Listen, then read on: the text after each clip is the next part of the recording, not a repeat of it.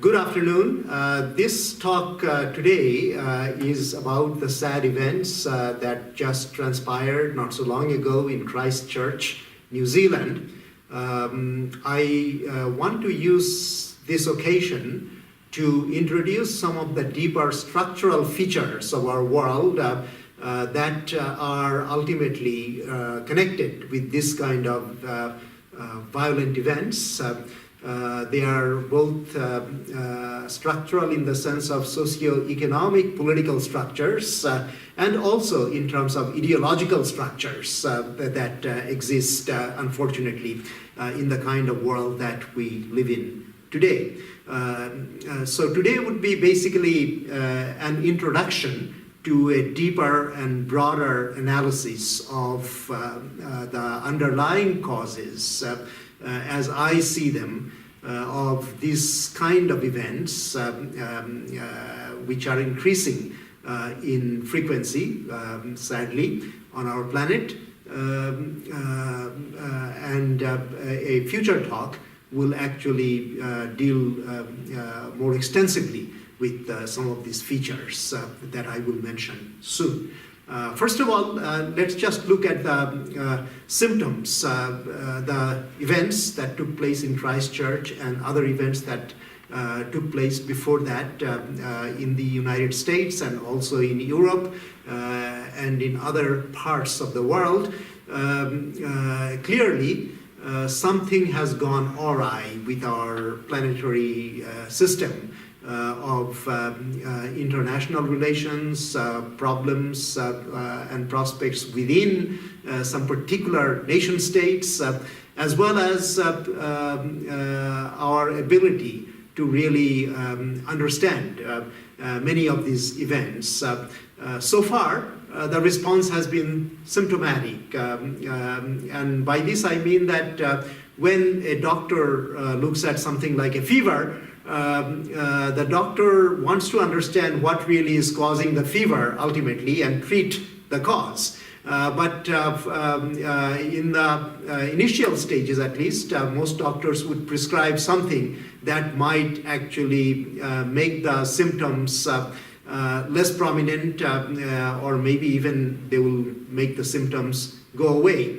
But that does not solve the underlying cause that might be responsible for fever in this instance. So if we think of this terrorist fever that has been going on our planet, the symptoms are very clear. We have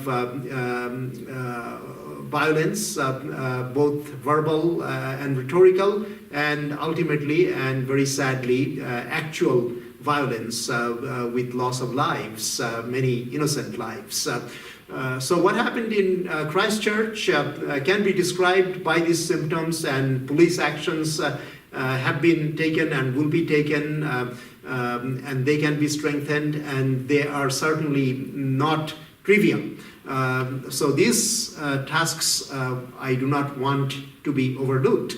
But at the same time, we have to ask why do these things repeat and why are they increasing in terms of their frequency in our world today?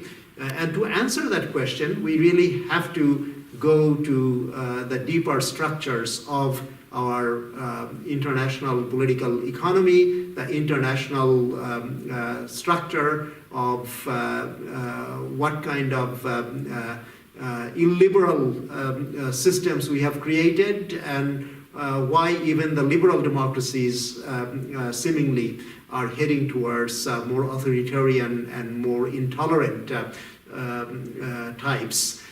So these are very serious and deep questions and problems. It wouldn't be too dramatic actually if I said that answering these questions correctly and taking timely actions coordinated at many different levels, ultimately at the international planetary level, we probably are going to see some very, very dark days on this planet.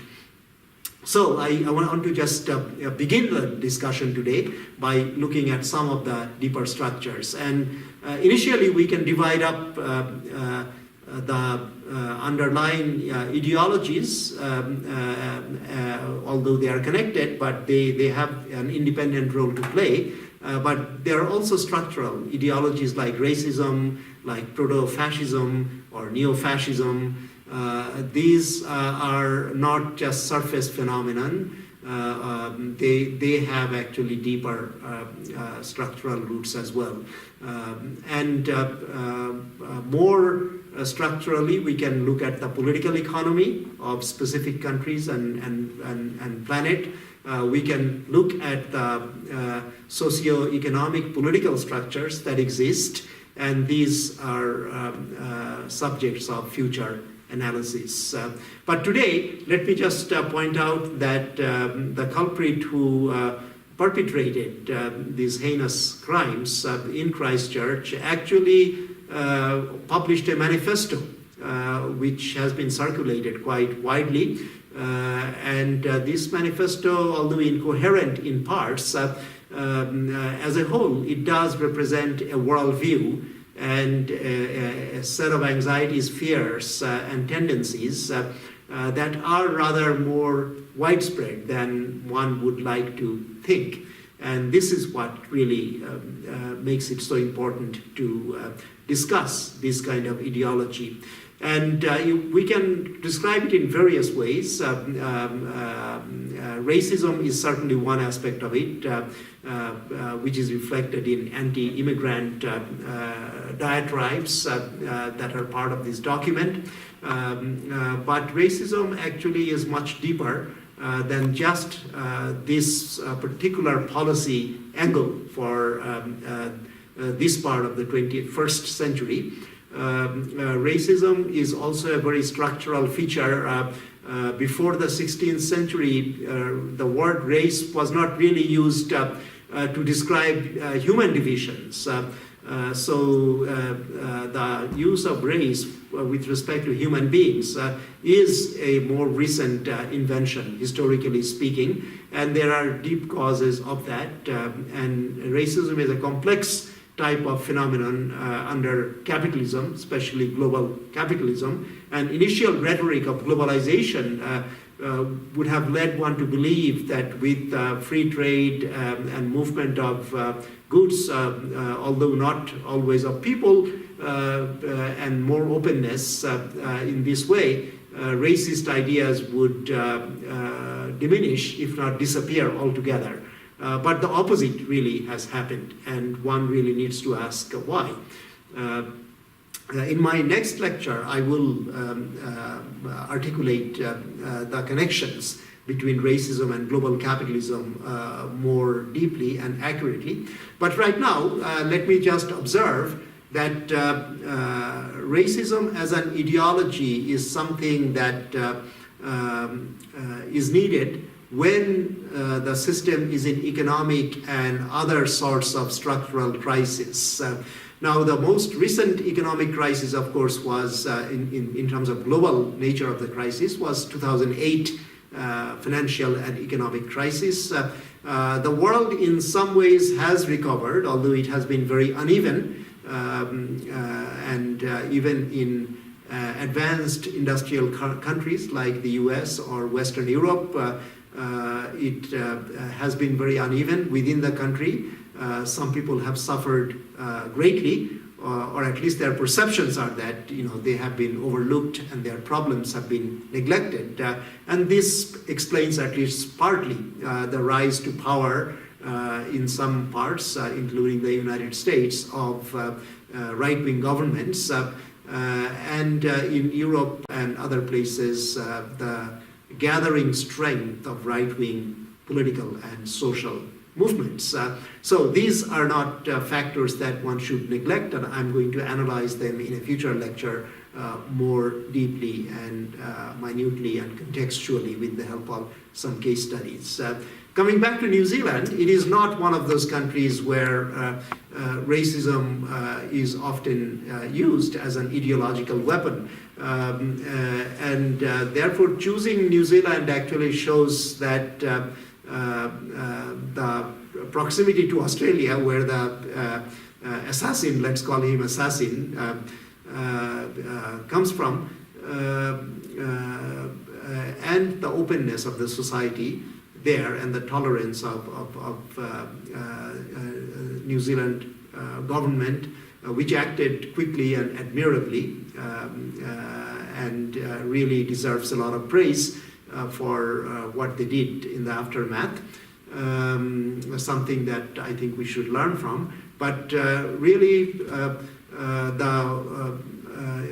whole chain of events, which we don't know completely yet, would lead any reasonable person to conclude, initially at least, that there is a deep ideological motive in targeting a country that is one of the most tolerant countries in the world, like New Zealand. While New Zealand has shown admirable courage and fortitude and wisdom even in dealing with the situation, it cannot really solve this problem alone, because there is a global situation to be considered. And this is where I would ask us to think more carefully, and I will try to give a lecture that will be a more detailed one about the connection between racism, rabid forms of racism especially, and violent forms of racism, and the global movements that have been created around them, and the crisis in the global political economy, as well as what I might call the global cultural economy.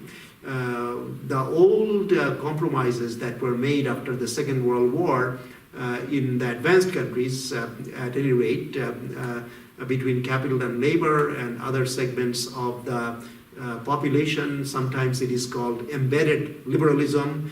In Europe, especially in Scandinavian countries, it's called social democracy. And they worked quite well for much of the post-World War II period. But from the 1970s, because of problems of capital accumulation and earning adequate rate of profit, etc., and given the organization of the working class, which in historical terms was something new, the ruling classes in some parts of Europe and in the US started planning quite carefully how best to attack the benefits that workers had won through their long struggles, and we basically take back and put the clock back. This started actually in 1970s, as I said. Some of the ideas, economic ideas, go back much further, of course.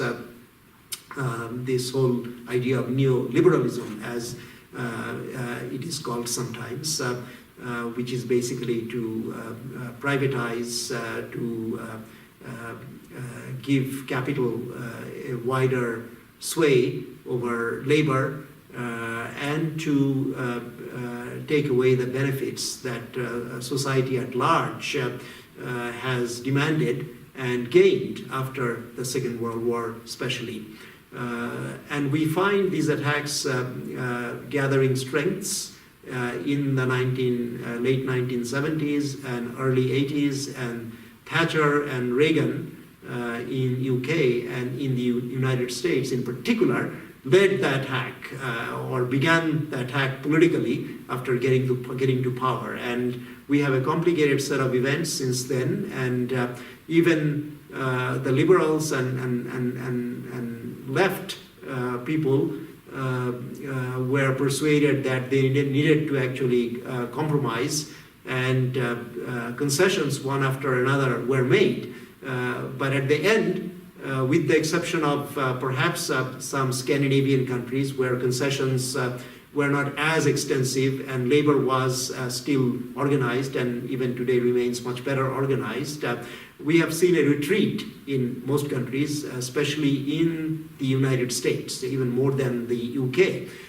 of working class organizations and a basic take back of those hard-won benefits that not all, but at least the organized formal sector of the workers had gained.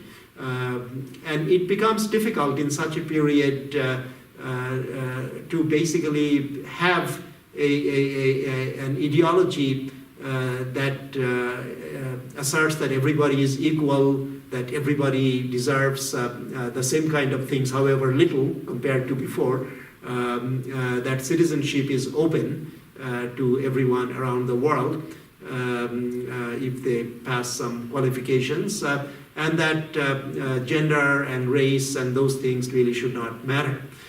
So this was the slogan of neoliberalism, and yet we find that at the end we have strong movements that precisely claim the opposite, and we will need to draw out the connections a bit more.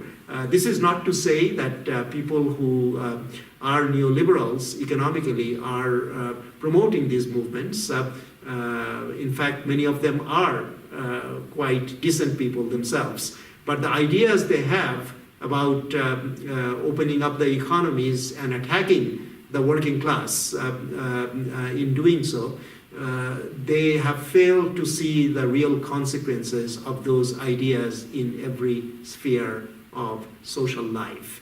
And that is the deeper problem, I think, on the planetary scale as well as on the level of countries. Even New Zealand in the 1980s fell prey to neoliberalism, but thanks to better organization by the labor there and ordinary people there, they were able to fight back somewhat more effectively than in other places. And therefore, they do have probably the best prime minister and the best parliament in the world today in many ways, except perhaps for some of the Scandinavian countries that also are, I think, exemplary in many ways in today's situation. So I think there is hope because countries like New Zealand and Scandinavian countries are offering hope, as well as other countries where we have also a people's movement, anti-racist and pro-people, people's well-being preservation and enhancement movements. And these are the waves of the future, or they can be the waves of the future if we understand some of these deeper causes and commit ourselves to building progressive social, political, and economic movements all around the world. Thank you.